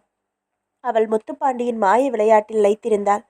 தானாக இடவளமாக மணி ஆடிக்கொண்டு சப்தம் சிந்த காடம்மையின் முந்தான விரல் பற்றி இழுக்கப்படுவது போல் அந்தரத்தில் இழுக்கப்பட இதையெல்லாம் பார்த்த பாஸ்கர் கண்களை பெரியதாக கசக்கி விட்டு கொண்டான். கார்த்திகாவின் தோளை தொட்டு அந்த மாய நிகழ்வை அவளுக்கும் காட்டினான். அவள் பார்த்துவிட்டு வாயை பிளந்தாள். பாஸ், இதெல்லாம் என்ன? சற்று பெரியதாகவே வாய்விட்டு கேட்டுவிட்டாள். சத்தம் கேட்டு காடம்மை வெடுக்கென்று திரும்பினாள். இருவரையும் பார்த்துவிட்டு முகத்தை சற்று கடுமையாக்கினாள். பாஸ்கர் அதை புரிந்து கொண்டான். மன்னிச்சுக்கோ பாட்டி, நீ இப்படி ஏதோ முக்கியமான நிலையில் இருப்பேன்னு எனக்கு தெரியாத. நாங்கள் பொதிகமலைக்கு கிளம்பிட்டோம். உன்கிட்ட சொல்லிட்டு போக தான் வந்தோம் என்றான். காடம்மை முக இறுக்கம் சற்று தளர்ந்தது. பாட்டி, இப்ப என்ன பண்ணிக்கிட்டு இருக்க? யாரு உன் சேலையை பிடிச்சு இழுக்கிறது? கார்த்திகா ஆவலாக கேட்டாள். காடம்மை முகம் இளநகையால் நிரம்பியது. ஆரம்பத்துல இருந்தே இந்த பொண்ணு அவநம்பிக்கையாகவும் பயம் பரவசம் மிகுந்தவளாகவும் உலக மாய ரகசியங்களை உடனே தெரிஞ்சுக்கிண்டாக வேண்டிய ஆர்வம் உள்ளவளாகவும் இருந்தது. அவ உணர்ந்து வச்சிருந்ததால கார்த்திகாவோட ஆர்வம் அவளுக்கு சற்று சிரிப்பையே உண்டு பண்ணியது. என்ன பாட்டி சிரிக்கிற? கார்த்திகா நிமிண்டினாள். காடம்மை வாய் திறந்தாள். நான் உன்னை பார்த்து சிரிக்காம என்ன பண்ணட்டும்? சின்ன குழந்தை மாதிரி நீ சில சமயம் பேசுறது எனக்கு சிரிப்பத்தான் தருது என்றவள் சரவணனை பார்த்தாள். அவன் சக்தியற்றவன் போல் சரிந்து கிடந்தான். சங்கிலிகளை வெறித்து போய் பார்த்து வெறித்து கொண்டிருந்தான். திடீரென்று திரும்பவும் பக்கத்து மணி பெரியதாக சப்தமிட்டது. மூவரும் அதை சற்று அதிர்ச்சியுடன் பார்த்தனர். காடம்மை இந்த முறை படு தீர்க்கமானாள். முத்து, என்னடா விஷயம்? ஏன் இப்படி சுத்தி சுத்தி வர்ற? முடிஞ்சா உன் உடம்புல நுழையப்பாரு. கரைஞ்சு போயிட்ட ரத்தம் கரைஞ்சு உடம்பு முழுக்க ஓடி உன் இதயம் துடிக்கணும். நாடி எல்லாம் பட்டு பட்டுன்னு வேலை செய்யணும். அதுக்கு நான் உகந்த மூலிகை வச்சிருக்கேன். உன்னால திரும்ப உள்ள நுழைஞ்சு அந்த இதயத்தை அசைக்க முடியுதா பாரு. இந்த பித்தளை மணியை அசைக்க முடியுது, அதை உன்னால செய்ய முடியலையா? காடம்மையின் பேச்சை இருவரும் ஆச்சரியத்துடன் கேட்டனர். பாட்டி யாரு கூட பேசுறா? பேரன் கூடயா? கார்த்திகாவின் விழிகள் அங்கே முத்துப்பாண்டியை துளாவின. ஆனால் மணியோ எதற்கும் இடம் கொடுக்காதபடி ஆபத்து ஆபத்து என்பது போல் தொடர்ந்து சத்தம் போட்டு கொண்டே இருந்தது. காடம்மை முகம் லேசாக கலவரப்பட ஆரம்பித்தது. ஏதோ பெரிய விவகாரம் போல இருக்கு. அதான் என் பேர மணியை வந்து மோதுறான். எல, என்னடா விஷயம் கேட்டான். கேட்டுவிட்டு தீவிரமாக யோசித்தவள் பாஸ்கரை பார்த்தாள். தம்பி, என் பேரை எதையோ சொல்ல நினைக்கிறான். ஓடி போய் ஒரு கரித்துண்டையும் ஒரு அலுமினிய டம்ளரையும் எடுத்துட்டு வா என்றார். வினாடிகளில் அதை செய்தான் பாஸ்கர். தம்பி, தரையில நான் சொல்ற மாதிரி எழுது என்றவள் தரையை காட்டினாள். சாணி தரைப்பரப்பில் பாஸ்கர் கரித்துண்டுடன் எழுத தயாரானார். சரவணனுக்கு ஆபத்துன்னு எழுது என்றால் அவ்வாறே எழுதினான். சரவணனுக்கு பெரிய ஆபத்துன்னு எழுது என்றால் அவ்வாறே எழுதினான். சரவணனை பத்திரமா கவனமா பாதுகாக்கவும்னு எழுதினான். சரவணனை பிடித்த ஆவிக்கு பல அதிகம், ஜாக்கிரதை. சரவணனை அழித்து அவிழ்த்து விட்டு விடுங்கள். சரவணன் உயிர் போக போகுது, ஜாக்கிரதை. அவள் சொன்னதைப் போலவே வரிசையாக எழுதிவிட்டு அலுமினிய டம்ளரை அந்த வாசகங்கள் மேல் கவிழ்த்து வைத்தான் பாஸ்கர். ஆட்காட்டி விரலால் டம்ளரின் பின்பரப்பை லேசாக தொட்டான். எந்த வரிகள் மேல் டம்ளர் நகர்ந்து செல்கிறதோ அதுவே முத்துப்பாண்டி சொல்ல வந்த விஷயம் என்று முடிவு கட்ட தோதாக மூவரும் தயாராயினர். கார்த்திகா காடம்மையின் புத்திசாலித்தனமான போக்கை எண்ணி வியப்பில் மூழ்கியிருந்தாள். பாட்டி, இதுதான் ஆவி கூட பேசுகிற முறையா? நான் எங்கள் தாத்தா பாட்டி கூட இந்த முறையில் பேச முடியுமா? பட்டென்று கேட்டாள். காடம்மை பதில் பேசாமல் டம்ளர் நகர்வதை பார்க்க விரும்பினாள். டம்ளர் எந்த வாசகம் மேலும் நகராமல் வெறும் தரையில் நத்தை போல் ஊர்ந்து சென்றது. காடம்மை குழம்பி போனாள். இந்த வரிகளில் இல்லாத எதையோ ஒன்று சொல்ல விரும்புகிறான். 5ஆம் வகுப்பு வரை தான் படித்தவன் என் பேரை. அவனுக்கு இங்கிலீஷ் எல்லாம் தெரியாது. எப்படி அவன்கிட்ட இருந்து செய்தியை வாங்குறது? வாய் விட்டு புலம்பினாள். பாட்டி, அன்னைக்கு உன் பேரை என் கூட பேசினானே, இப்பவும் பேச சொல்ல உற்சாகமாய் சொன்னாள் கார்த்திகா. எல்லா நேரமும் பேச முடியாது. காத்துல ஒலி அலைகளை உருவாக்க ஸ்தூல தொடர்பு வேணும். அது இல்லாத பிரேத ஆன்மாக்கள் ரொம்ப அபூர்வமா சில நேரம் மட்டும் பேசும். நிறைய விஷயம் சொல்லணும்னா இப்படிதான் எழுதி கேட்டாகணும். படித்த நபர்களா இருந்தா நமக்குள்ள புகுந்து நம்ம கை மூலமா எழுதியே காட்டுவாங்க. ஆனா இவன் வயசுள்ள உடம்புல தான் எளிதா புகுந்து தற்காலிகமா நின்று எழுத முடியும். உன் அண்ணன் மாதிரி அஷ்டம ஜனேத்திரியன் உடம்புல தான் நிரந்தரமா தங்க முடியும் என்று அதற்கு நீண்ட ஒரு விளக்கம் தந்தாள் அவள். பாட்டி, அப்ப நான் அந்த முருகங்கிற பொடியனை போய் இழுத்துட்டு வரவா கேட்டான் பாஸ்கர். அதுக்கு இப்ப அவகாசம் இல்லை என்று சொன்ன காடம்மை தன்னையே மீடியமாக்கி கொள்ள முன்வந்தாள். கையில் கரித்துண்டை எடுத்துக்கொண்டவள் முத்துப்பாண்டியை நினைத்து அவனை அழைத்தாள். டே முத்து, இந்த பாட்டி உடம்புக்குள்ள வாடா, சிரமப்பட்டாவது வாடா. என்ன நினைக்கிறியோ அதை இந்த கரித்துண்டு மூலமா எழுதி காட்டு. வாடா வாடா, உனக்கு வசதியா நான் சுவாசபத்திரம் பண்ணிக்கிறேன், வா வா என்றவள் சற்றென்று மூச்சை விடுவதை நிறுத்தி மார்பை விரைப்பாக தூக்கி உடம்பை சிலை போல் ஆக்கி கொண்டாள். சில வினாடிகள் மௌனமாக கழிய அவள் வலது கை தானாக அசையத் தொடங்கியது. அது எதையும் எழுதாமல் படம் ஒன்றை போடத் தொடங்கியது. அந்த படம் ஏறத்தாழ சங்கிலி குறும்பன் உருவத்தை ஒத்திருந்தது. பகுதி 28. காடம்மையின் துவண்ட கைகள் முத்துப்பாண்டியின் ஆவி மூலமாக கரித்துண்டால் வரைந்து காட்டிய உருவத்தை பார்த்ததும் கார்த்திகாவுக்கு கால் நரம்பை நட்டுவாக்காளி கவ்வியது போல் ஆயிற்று. பாஸ், நாம சரவணனத்தான அந்த மயானத்தை விட்டு கடத்தினப்போ உன்னை ஃபாலோ பண்ணி துரத்திட்டு வந்தவன் உருவ மாதிரி இருக்கு இந்த படம் என்று அலறினாள். காடமையின் கவனம் அதனால் சிதைந்த போதிலும் கரங்கள் செயலிழக்கவில்லை. அது குடுகுடுப்பைக்காரன் சங்கிலி குருமன் உருவத்தை படு தீவிரமாக அச்சடித்த சித்திரம் போல் ஆக்க முனைந்து கொண்டிருந்தது. பாஸ்கர் அதையே வெறித்து பார்த்து கொண்டிருந்தான். ஒரு கட்டத்தில் அந்த உருவத்தின் கைவசம் ஒரு கருப்பு கயிறு தொங்கிக் கொண்டிருப்பது போல் படம் விருத்தம் பெற ஆரம்பித்தது.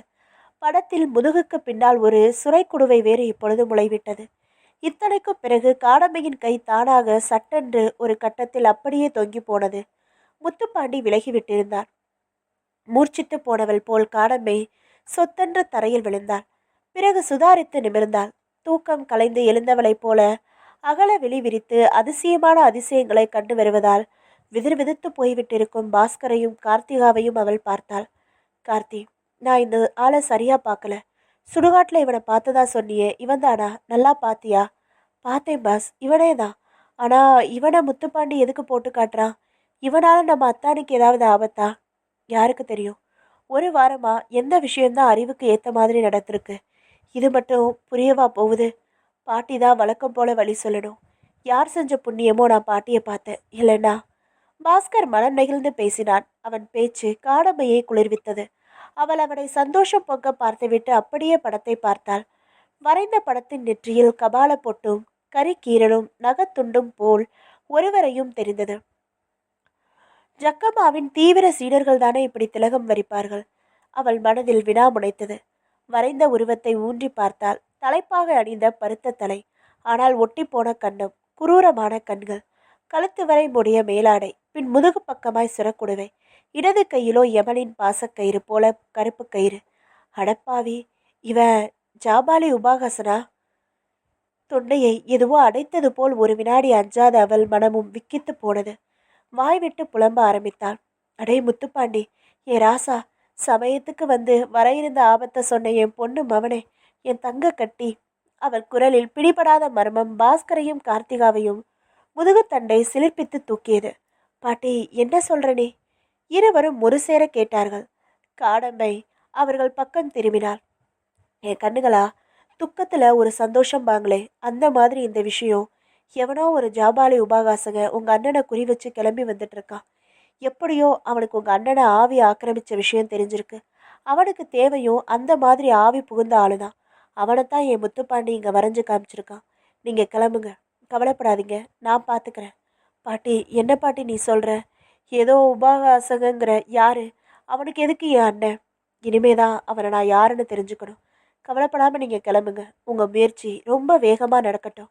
4 நாள்ல வந்து சேருங்க. பொதிகை மலைங்கிறது ஒரு பொதுவான பேரு. குற்றாலத்துல செண்பகாதேவி அருவிக்கு மேல நீங்க பல மைல் தூரம் போய் தேடணும். ஒரு குறிப்பிட்ட இடம்னு அந்த விருச்சிகானந்தருக்கு கிடையாது. குறிப்பா நாளைக்கு கார்த்திகை நட்சத்திர நாள். செண்பக அருவிக்கு வந்து குளிச்சுட்டு கந்தர் தியானம் செய்ய அந்த விருச்சிகானந்தர் அங்க வரக்கூடும். பாட்டி, அவரை எப்படி அடையாளம் கண்டுபிடிக்கிறது நாங்க? நீங்க அவரை தேட வேண்டாம், அவரே உங்களை அடையாளம் கண்டுக்குவாரு.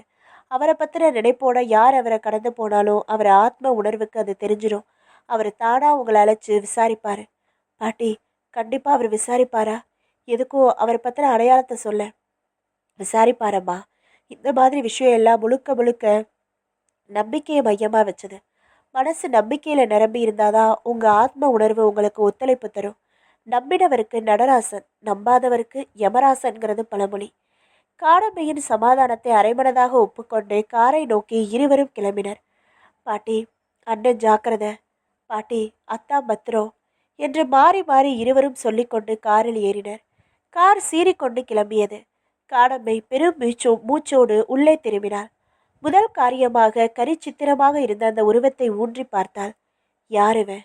கேள்விக்குள் விடை தேடி விளக்கிய அதே சமயம் விமான நிலைய வளைவில் சங்கிலி குருமன் தனி மனிதனாக வந்து கொண்டிருந்தான்.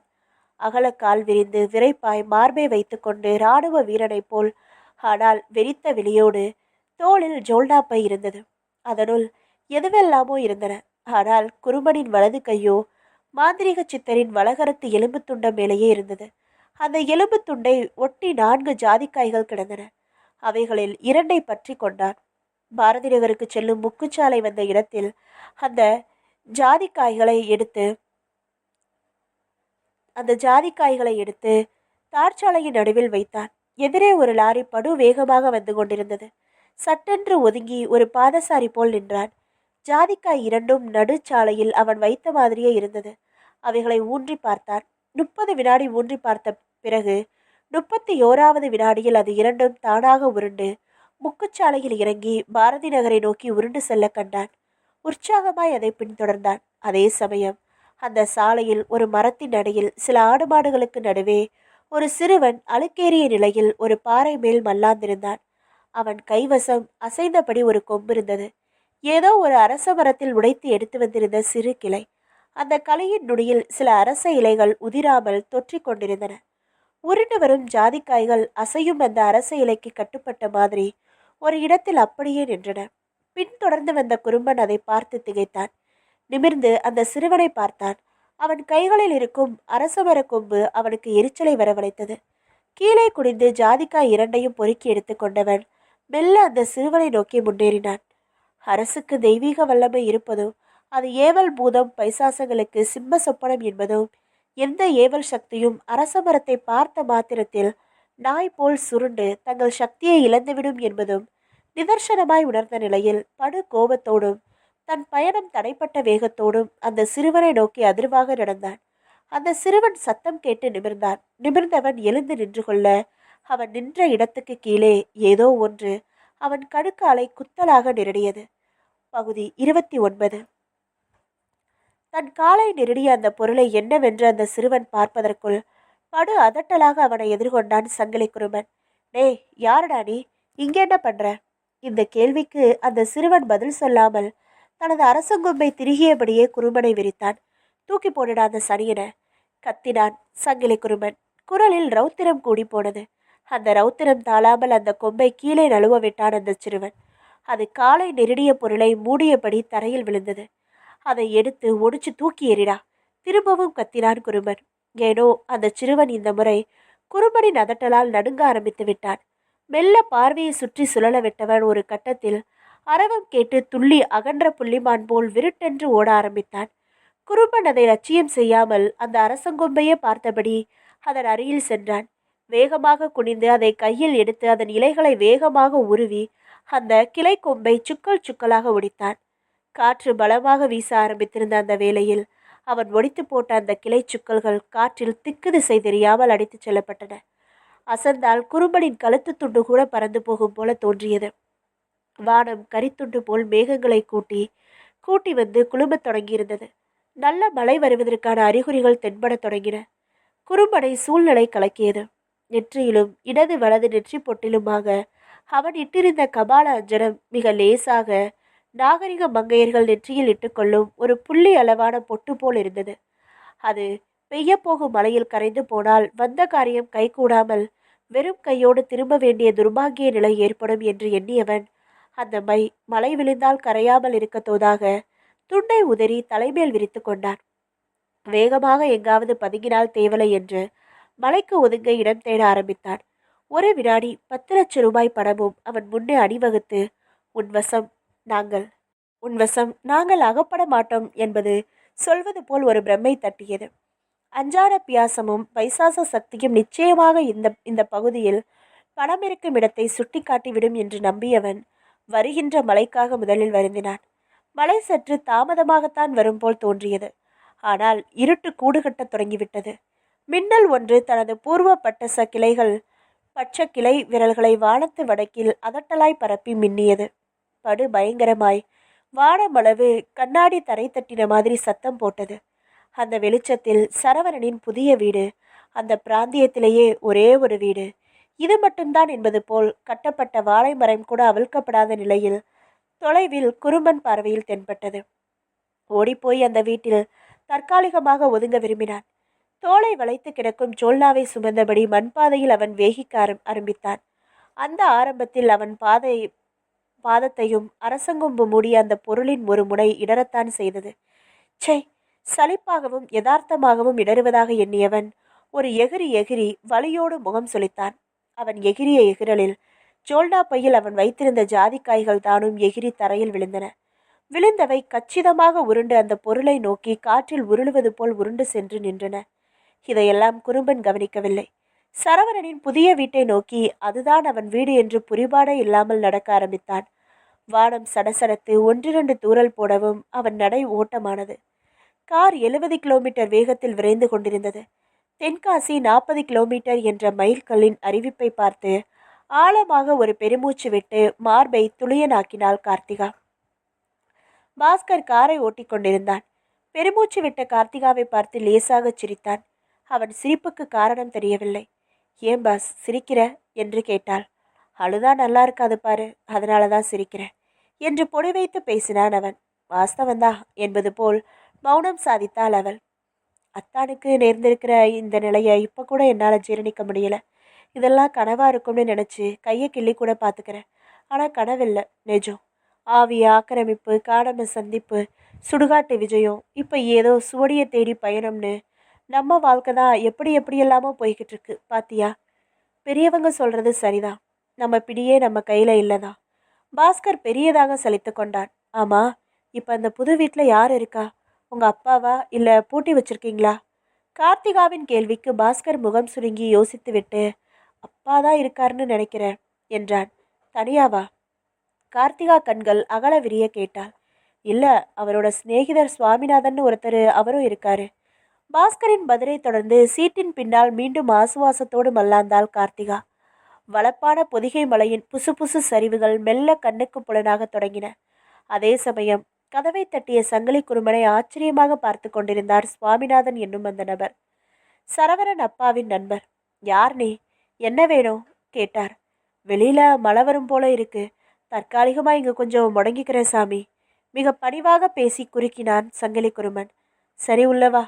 நுழைய கால் எடுத்தான். வராத என்பது போல் ஒரு பள்ளி எகிரி அவன் நெற்றி பொட்டில் விழுந்து மேனி மேல் இடப்புறமாக சரசரக்க ஓடி தர இறங்கியது. குறும்பன் முகம் உடனேயே இறுகியது. பகுதி 30. சங்கிலி குறும்பனின் மேனி மேல் விழுந்து தரை இறங்கி ஓடிய அந்த மனைப்பள்ளி ஒரு கட்டத்தில் அப்படியே நின்று கழுத்தை உயர்த்தி குறும்பனை பார்த்து வெறித்தது. சாமிநாதன் அதை பார்த்து சற்று சங்கடத்துடன் முகம் செலுத்தார். அவர் கவனத்தை திருப்புவதைப் போல் இடி இடித்தது.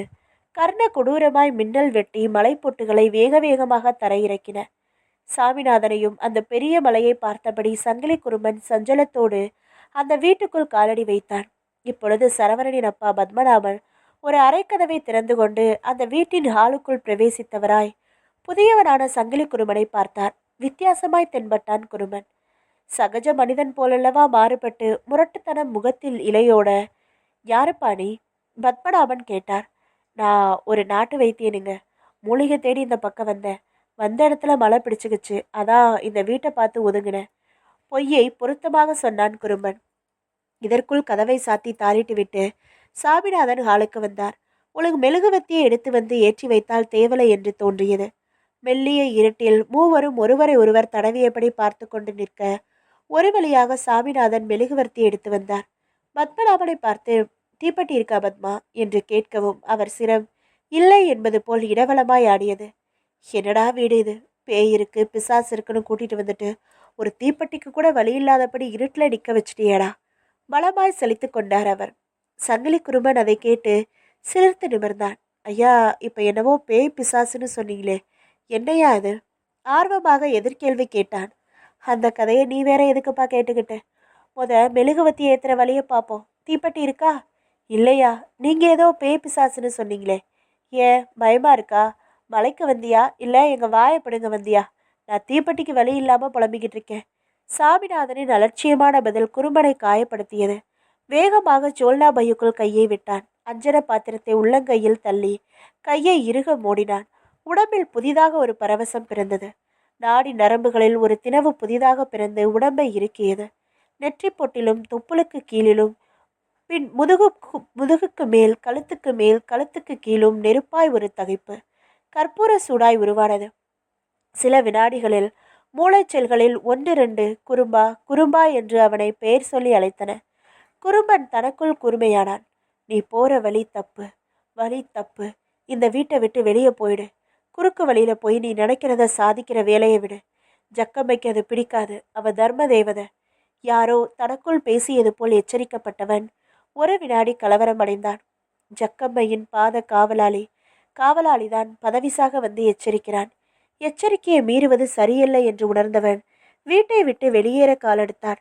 மனதில் சபல பூதம் அவனை திரும்ப அழைத்தது. முட்டாள், இது எப்பேற்பட்ட சந்தர்ப்பம்? யாருக்கடா வாய்க்கு இந்த மாதிரி? அஷ்டம ஜனேத்திரிய ஆவி ஆதிக்கமும் பல லட்சம் ரூபாய் ஐஸ்வர்யமும் உன் கவனத்திலையும் பார்வையிலையும் விழுந்ததுக்கு காரணமே நீ பெரிய வல்லாள கண்ட ஆகணுங்கிறதுக்கு தானே. சற்றே குழம்பி போனான் குறும்பன். டேய் சாமிநாதா, பயமா இருக்குடா, வாடா, நனைஞ்சாலும் பரவாயில்ல, வீட்டை விட்டு வெளியே போய் நிற்போம். இடையே பத்மநாதன் சாமிநாதனை அழைப்பது குறும்பன் காதில் விழுந்தது. கூர்மையானான் குறும்பன். ஐயா, கொண்டாங்க அந்த மெழுகுவத்திய, நான் பற்ற வச்சு தரேன் என்றான் உடனடியாக. தீப்பெட்டி இருக்கா? இல்லைடா, என்ன வேற வழி இருக்கு? ஆதிவாசி மாதிரி சிக்கி முக்கி கல்லை உரசி பற்ற வைக்கலான்னு பார்க்குறியா? ஆமாம், கல்லுக்கு எங்கே போக? அதெல்லாம் தேவையில்லை, நீங்கள் மெழுகுவத்தியை கொண்டு வாங்க. மெழுகுவர்த்தி அவன் எதிரே வந்தது. குறும்பன் அதை மெல்லிய இருட்டில் முடிந்த மட்டும் தீர்க்கமாய் பார்த்தான். இருவரும் குறும்பனை அதிசயமாக பார்த்தனர். என்னையா, தாஞ்சேங்கிற மொகாலய கவிஞன் மாதிரி பாட்டு பாடி எரிய வைக்க போறியா? இறுக்கமான அந்த வேளையிலும் சாமிநாதன் ஜோக்கடித்தார். ஐயா, நான் ஒரு உபவாச வைத்தியன், கொஞ்சம் மந்திர ஞானம் எனக்கு உண்டு. ஜென்ம ஆத்மாவை ஒருமுகப்படுத்தியும் வெளிப்புறத்து வாயுவை பயன்படுத்தியும் மெழுகுவத்தி எரிய வைக்க முயற்சி பண்றேன் என்றவன் கை விரல்களை ஒரு தினுசாக கோத்து உடம்பு நரம்பை ஒரு விதமாக முறுக்கி கொண்டு பத்மாசனமிட்டான். இருவரும் அதிசயமாக அவனை பார்த்தனர். கண் இரண்டும் மெல்ல இடுக்கி கருப்பு பாப்பா ஒரு கட்டத்தில் அவன் முகத்தில் அறவே காணாமலே போய்விட்டது. அது நாசியின் நடுவில் போய் இடுக்கி கொண்டதை அவர்களால் லேசாய் காண முடிந்தது. குறும்பனின் நெற்றி புருவமை இப்பொழுது குறுகுறுத்தது. லேசாக அது உஷ்ணமானது. அதிலிருந்து கண்களுக்கு புலனாகாத வெப்ப ஆவி ஊதுபத்தி புகை போல் வெளிப்பட்டு காற்றில் கரைந்தது. கரையும் அது காந்த புலனை தேடும் இரும்பு துண்டு போல் மெழுகுவர்த்தியினை நோக்கி அணிவகுப்பது போல் பட்டது. சாமிநாதனும் பத்மநாபனும் வாயை பிளந்து ஒரு கட்டத்தில் பற்றி கொண்டு பளீரிட்டது. வாரே வா! சாமிநாதன் பெரிதாக கைத்தட்டி பரவசப்பட்டு போனார். என்ன ஆச்சரியம்! ரிஷிகள் பார்வையினாலேயே நெருப்பை எரிப்பாங்கன்னு கேள்விப்பட்டிருக்கேன். பட்டினத்தார் கூட அண்டை இட்ட தீ அடி வயிற்றிலேன்னு பாடி ஒரு கூரையவே எரிச்ச வரலாற்றை படிச்சிருக்கேன். இப்போ நேரில் உன்கிட்ட பார்க்குறேன். ஆமாம், இது எப்படி சாத்தியம்? மேஜிக்கா, மந்திரமா, விஞ்ஞானமா, எது இது? ஆர்வமாக கேட்டார். பத்மநாபனுக்கு அப்படியெல்லாம் கேட்க தோன்றவில்லை. அந்த ஒரு செயலால் குறும்பன் அவர் மனதில் மதிப்பாகவும் பயமூட்டவும் கூடிய ஒரு வடிவத்தை எடுத்திருந்தான். அவருக்கு கவலைக்குரிய சரவணன் நிலைக்கு இவன் மூலம் விடிவு வரக்கூடும் என்று உள் மனதில் ஒரு எண்ணம் தோன்றியது.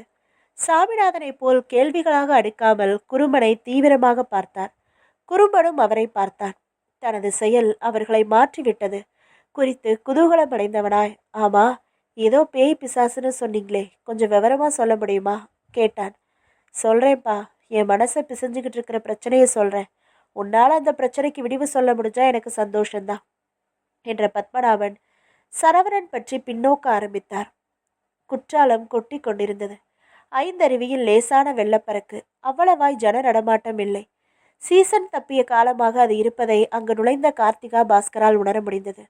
கார்த்திகா அலுப்பு தீர குளித்து கூந்தலை அள்ளி முடிந்திருந்தாள். அருவியை ஒட்டி காடாக வளர்ந்திருந்த காட்டுப்பூவில் ஒன்றை எடுத்து சொருகியிருந்தாள். பார்க்க தேவதை தோற்று ஓடும் உருவம்.